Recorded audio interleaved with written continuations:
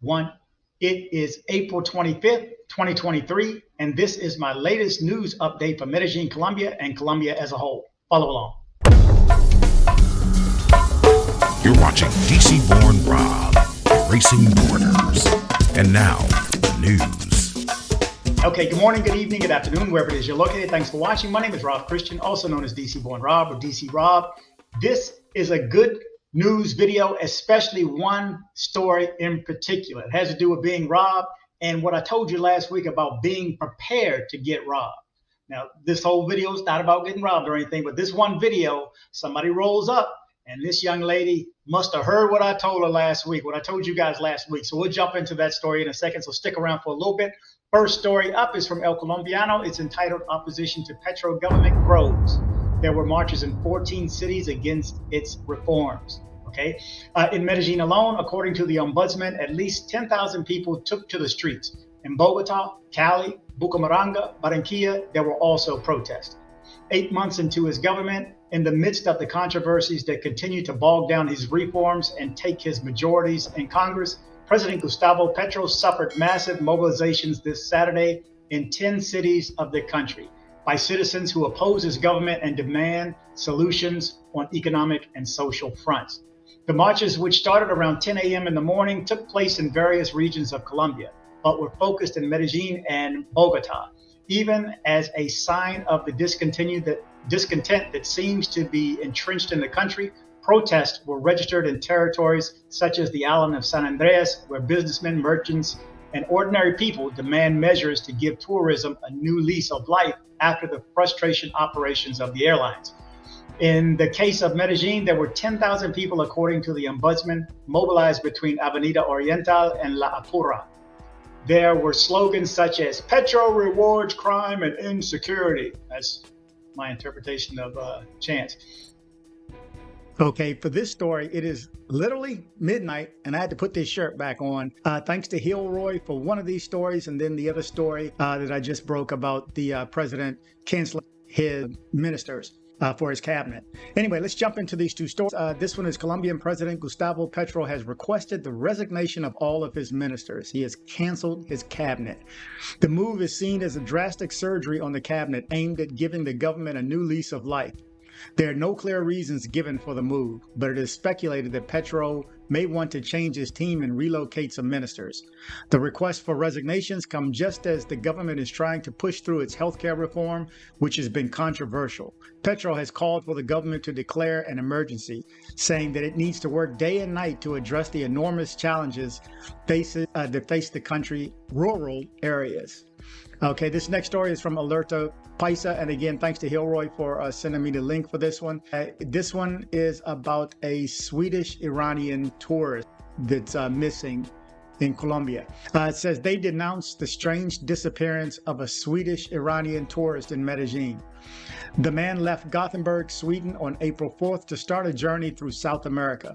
Aref Pomerze, a 26-year-old Swedish-Iranian tourist, has been missing since April 13th. All he knows is that the homeless person took his passport at a hostel in El Poblado. So I guess all we know is that a homeless person found this and turned it in. It was learned that the last time the foreigner contacted his family, it was through WhatsApp, and later his passport appeared circulating on social networks. The man left Gothenburg, Sweden on April 4th to start a journey through South America, which began in Peru. Days later, he decided to travel to Colombia. According to his relatives, initially he arrived in the city of Cali, and on April 11th, he decided to move to the capital of Antioquia to continue his tour of the country. Later, the family was alarmed because they lost communication with the young man, and through social networks in Gothenburg, they saw that they were publishing Aref's passport and that they delivered it to a hostel in the Patio Bonito neighborhood in Comuna 14, El Poblado in Medellin. The mother of the foreigner decided to travel to Colombia to look for her son. So far, the information about where he stayed and the exact place where he was last seen in Medellin is confusing. The complaint about his disappearance has already been filed with the Attorney General's office. If anyone has seen this tourist, you can contact the disappeared unit of the prosecutor's office. The number 604-590 3108, and it has a few extensions, but that number again is 604-590-3108, extensions 41665, 41709, 41825, and at a cell phone 318-532-4483. Just pause this and run this back. Again, that's the disappeared phone number. Anyway, there you go. Okay, my next story is from El Colombiano again. It says, Colombia is in the cornerstone of the continent. The messages and challenges left by the summit between Biden and Petro. Okay, so I told you last week they were going to meet last Thursday. I'm here on this Tuesday letting you know that they did meet. Okay, what happened during the meeting? Well, Colombia is the cornerstone of the continent. The messages and challenges left by the summit between Biden and Petro state. The fight against drugs, agrarian reform, and climate change were the axis of his first face-to-face at the White House.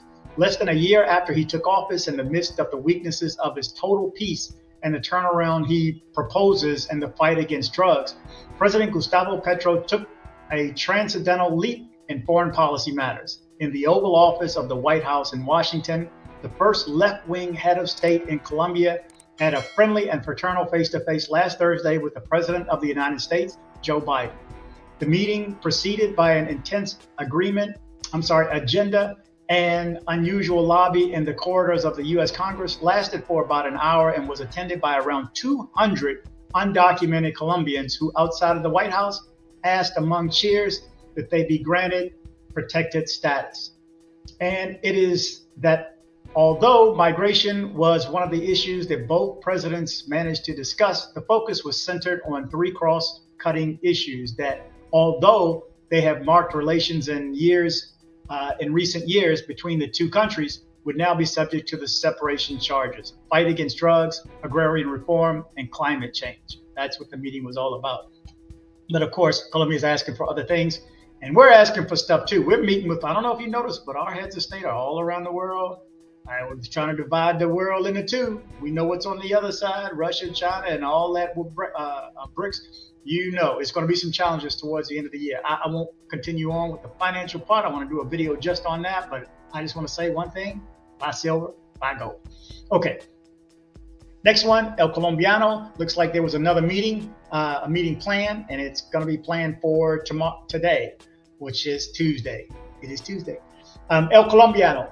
These are the 20 countries invited by Petro to the International Conference on Venezuela. The United States and the European Union head the list of emissaries that will meet this Tuesday in Bogota.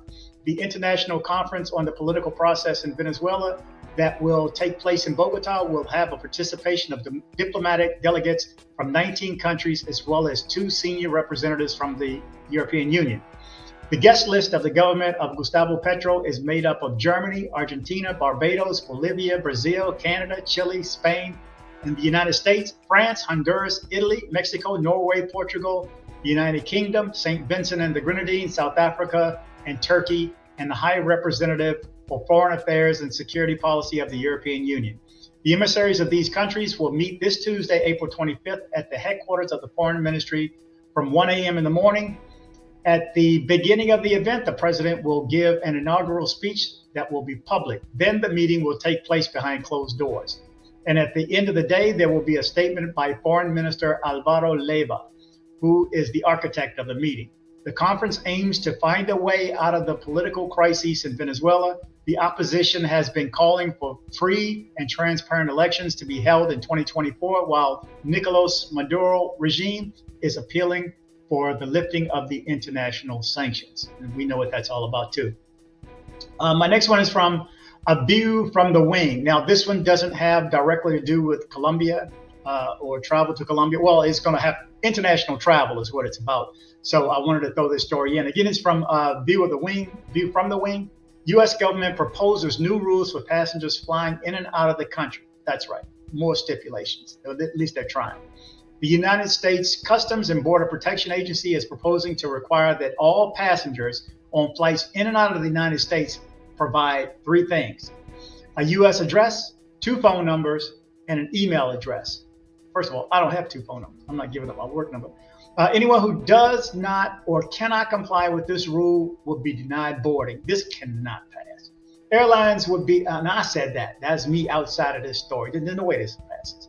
Airlines will be allowed to keep the information for their own purposes, and they would be permitted, in some cases, required to share it with other foreign governments as well. The regulatory comments docket, advanced passenger information systems, electronic validation of travel documents on this proposal closes tonight. The proposal of the rule is described as enabling CBP to determine whether each passenger is traveling with valid, authentic travel documents prior to the passenger boarding the aircraft. This is something that they already do today. Thanks to somebody for saying that. It's unclear who would be stopped that poses a threat now, though the travel rights of American citizens and others will be burdened. Instead, it effectively imposes a travel document required on Americans that isn't provided for in law, and outsources control of travelers to airlines that the agency cannot statutorily impose on its own. And by attempting to match U.S. addresses, phone numbers, and email addresses that exist on a person in a government or private contracted database with those on file with travel documents, there are going to be mismatches because those databases often contain errors. There's no way this works. No way. I'm saying this, not outside of the story. No way this works. It's why ChatGPT thinks that I have 2 degrees from MIT. It confuses my schooling with that of different Gary left. And this is the author talking. By the way, how is an asylum seeker supposed to provide their U.S. address prior to boarding a flight? That forces asylum seekers to take other routes, more dangerous routes. And we know what that is. I have another story, a short documentary. I told you I have it. It's already written. I just need to read it and get the video to correspond to it for the Darien Gap. That'll be coming out soon. My next story is from Caracol Radio. Barranquilla among the 35 cities that could host a Formula One circuit. Okay, this is getting towards the good news, because this is good news for Colombia if they can pull this off. It says, during this Saturday, the news was released that international media indicate that Barranquilla is among the 35 candidate cities to host a Formula One Grand Prix. This possibility increased when the Formula director medium, the Spanish journalist Pedro Fermin, among other media, announced the possible Grand Prix that could be incorporated into the Formula One calendar for next year. The list highlights the capital of the Atlantic. Let's remember that for several months, the mayor of Barranquilla, Jaime Pumarejo, has indicated that the city is close to organizing one of these circuits. In fact, in October of last year, Formula One leaders were in Barranquilla. It should be noted that among the list of possible countries that would host a circuit, Colombia competes with nations such as Vietnam, England, South Africa, among others. Okay, so I'm going to end on this last story. It's an attempted robbery, but it has a good outcome. I'm telling you, she must have heard what I said last week. When thieves are running up on you, they're about speed. They're not trying to get caught, so they're going to take the easiest mark possible. In other words, if they're checking car doors in a parking lot, the one that's open, they're going to get. So no doubt of papaya. Don't just give it to people. And by the way, give it up. Have something prepared. If you didn't see my video last week, be prepared. When somebody rolls up on you, have something you can hand to them that you want them to have. Okay, you may have money in pocket, back pocket, sock, belly pouch, whatever, under the pants pouch. Hide your stuff and only be prepared to give them what you want. So have that cheap cell phone like she did. I'll show the video right now while I'm talking and while I read this quick story, but she is sharp. She must have heard what I said. Okay, this story is from Minuto 30. It says, very clever. She tricked the thief who got on the bus and gave him an old cell phone, and I think money too under her leg, and check the video out. Upon noticing the robbery, the woman hid her new cell phone out of sight of the offender. A woman prevented her cell phone from being stolen during a robbery on a bus she was traveling by deceiving the thief by handing over an old cell phone. The fact that was shared on social networks by Emmy Atlantico was presented on a route on a bus in Barranquilla and was recorded by public service bus camera. Okay, and notice I saw and I had to watch it a couple times too. The driver pulled something around his neck. I'm like, did he pull his gold chain off? No, he had his earphones around his neck. So They stealing earphones? Nah, I don't know, man. But it turns out old boy didn't get anything but that old broken phone. But because the other girl is like fighting it. Remember, give it up. Don't fight, because you may run up on a one high dude that's just blasting. So don't play with that. The thief boarded the vehicle, intimidating the 3 passengers who were on the bus with an alleged weapon he was carrying under his shirt. However, the woman noticed the thief right away and hid her cell phone under her leg. I think some money too, and you tell me. And hid her cell phone under her leg, and then handed over what appears to be an old cell phone that she no longer used. In the end, the thief could not take anything from the other passenger and got off the bus. So the smart victim boasted of having deceived the offender, making a curious gesture with her face while showing off her cell phone. So she pulled it out. She told the other girl, yeah, you should have hid your stuff. And look, got mine, let's go. By the way, the 2 cats, if you look through the window on the bus, they were on a moto, okay? And he was the one that hopped off the back. It is what it is, guys. You're going to go, you need to be prepared. I don't recommend going. I don't recommend not going. But I do these videos so that if you are going, that you do your best to stay safe. Doesn't matter where you go, inside the country, outside the country. I'm traveling nationally now for business, but there's certain precautions that I take. It doesn't matter if it's a hotel room in Medellin or a hotel room in Atlanta. You still need to be careful. Okay, anyway, travel, but travel safe. So I hope you liked this video.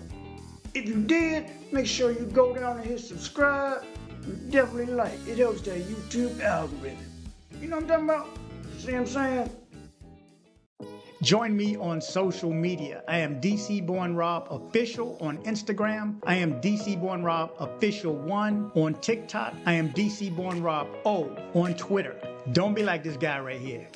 You're just so stupid. I had to send you a video to let you know that you're so stupid. That's right. Don't be like this guy right here. Join me on social media. If you're in Medellin and you need dental work done, from a basic cleaning to major reconstructive surgery, come see my guy, Dr. Carlos Mori. Contact information in the description below. Headed to Medellin, Colombia? See my guy Andres with Nomad Travel for safe airport pickups and drop-offs and tours. Contact information in the description below. Dating in Colombia can be confusing for foreign men. Plus, dating in Colombia can be outright dangerous. With Chica Check, you can date with confidence by screening your date first for past issues.